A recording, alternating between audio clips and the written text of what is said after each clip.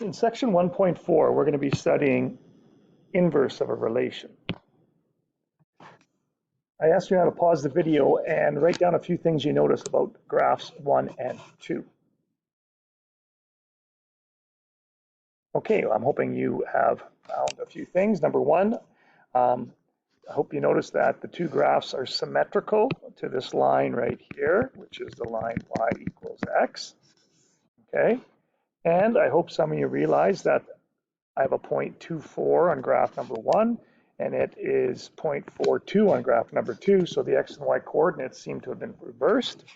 Okay, and there might have been some other characteristics you didn't notice, but those are a couple that we can talk about to start with. Graphs 1 and 2 are actually inverses of each other, and the inverse of a relation is found by interchanging the x coordinates and the y coordinates of the ordered pair of the original relation. The inverse y equals f of x might be written in the form x equals f of y. And it's important to realize that the inverse of a function is not necessarily always going to be a function. When the inverse of f is a function, we can write it as f inverse, or f to the minus 1. So f to the minus 1 of x means inverse. Do not confuse this with f minus 1 being 1 over f of x from our laws of exponents in grade 10. So this statement here is not true. All right, let's say we're considering the graph of the relation shown, and they want us to sketch the graph of the inverse. They want us to state the domain and range of the relation and of its inverse, and determine whether the relation and its inverse are functions. Well, first of all, let's do the inverse, and we'll do this in red. Okay, so we're going to take the point -6 and 4, and it's going to become 4 and -6, which will be estimated to be right about there. If I take a look at the next point, which is -4, oh, let's try that again, my mistake. This point here is -6 and 4, and yes, if I take the reciprocal, the inverse of that, sorry, it's going to be 4 and -6. The point -4 and 6 is going to become 6 and -4. The point 0 and 6 is going to become 6 and 0. The point 2 and 2 is going to stay to be 2 and 2. The point 4 and 2 is going to become the point 2 and 4. And the point 6 and 0 is going to become the point 0, 6. So if I join my red dots together, I do get the graph of the inverse. And if you notice, if I draw on that line y equals x, which is right somewhere there, okay, the graph is symmetrical to that line. Okay, now let's take a look, and I'll do this in blue, the domain of the blue graph. Okay, so my domain for my blue graph, my domain are my x values, and they go from -6 to +6. And the range of my blue graph, which are the y values, go from 0 less than or equal to y less than or equal to 6. So this is going to be part B. Now, if I look at my inverse, the domain of my inverse is going from 0 to 6. And my range is going from -6 to +6. Okay? So notice the domain of the function becomes the range of the inverse. The range of the function becomes the domain of the inverse. All right, question C. Is the relation a function? Well, the original blue relation is a function because it passes the vertical line test. So the original relation is a function. Yes, it is. Is the inverse a function? No, it is not. The inverse is not a function. And the reason it's not a function is that it does not pass the vertical line test. If I was to draw a vertical line right at 6, it would cross the red graph more than once. Okay, so I'm going to have you guys again pause the video and try this one on your own. Okay, so I'll give you a couple minutes to try it, and we'll look at the solution together. Okay, hope you had a chance to try this one. And in part A, they want us to determine whether the relation is an inverse and whether it's whether the inverse are functions. Sorry. Well, let's graph the inverse first. So -6 and 0 will become 0 and -6. -4 and 4 become 4 and -4. 0 and 4 become 4 and 0. 2 and 2 is 2 and 2. And 6 and 2 becomes 2 and 6. And if I graph, there is my inverse. Okay, so now let's answer the questions here. So for part A, the blue graph, which is our relation, is a function, because for every x there is only one y value, or it passes the vertical line test. So the relation is a function. The inverse is not a function because it fails the vertical line test again in 2 places, so the inverse is not a function. So part B I already did, I sketched it in red. Part C, we want to list the domain and range of the function and the inverse. So the domain for my function is -6 again to 6. The range is 0 to 4. And for the inverse, I'll do that in red. The inverse has a domain of 0 to 4. And it has a range from -6 to 6. Okay?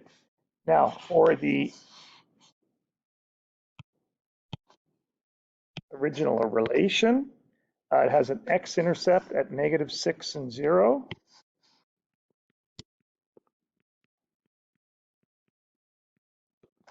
And it has a y-intercept at 0 and 4. And for the inverse, it has an x-intercept at 4, 0.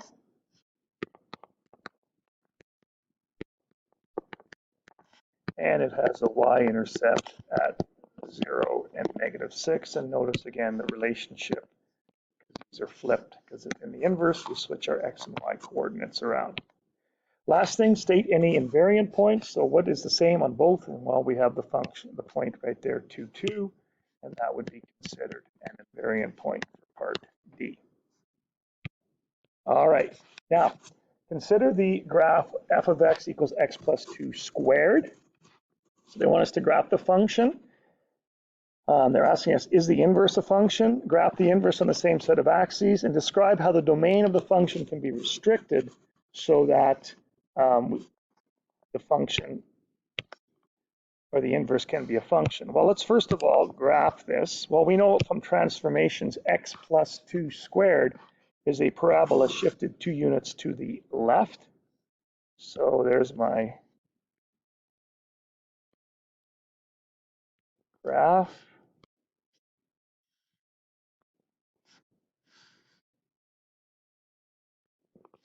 So there's x plus 2 squared. Now, this is a function because it passes a vertical line test. But once we know it's a function, if I draw a horizontal line test, the horizontal line test only crosses the function more than once. So that means when I do the inverse will not be a function. So basically, if you have a one-to-one relation, it will be a function. This is a many-to-one relation.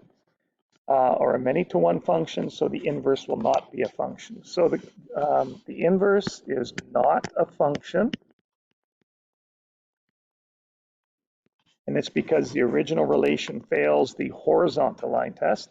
Now it wants us to graph the inverse on the same set, or same axes.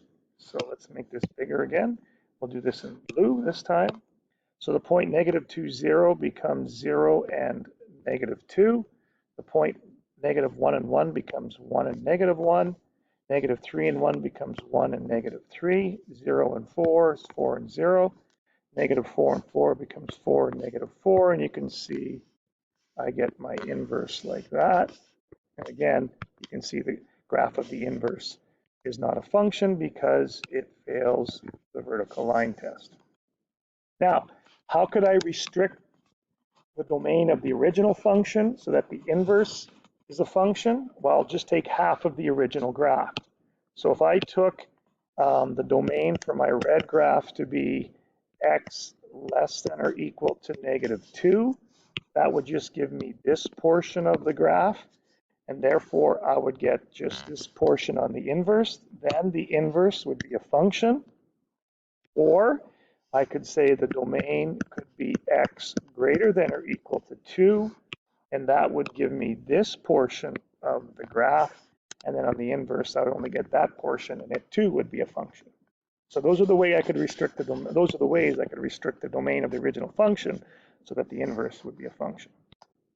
All right, let's take a look at this algebraically now. We want to determine the equation of the inverse from a relation. Okay, so if we're given the equation y equals -3x plus 7, first thing we do is we switch x and y around, and then we solve for y. So I'm going to subtract 7 over to the other side, divide both sides by -3. So if I break this up, it would be -1/3 x plus 7 over 3 is equal to y. And this would be the equation of the inverse. And because the original function is linear, the inverse too will be linear. So if you wanted to, you could use f inverse is equal to -1/3 x plus 7. Whoop, not 4, but 7 over 3. Just got to change that. Sorry about that. So that should be 7 over 3. Okay, determine the equation of the inverse of this relation. Well, this relation is a parabola that's shifted 9 units down. So if I switch x and y around, I get that. I add the 9 over to the other side, and now when I square root both sides, y equals plus or minus x plus 9. Okay, and this would be the inverse, and the inverse in this case would not be a function because it would fail the vertical line test. Okay, so those are some of the key ideas for inverses. You can read some of those there on your own. Okay, but we covered all those in our class today. So your lesson for today is right there on page 51. And if you have any questions, feel free to ask me in class or send me a quick email. Have a good day.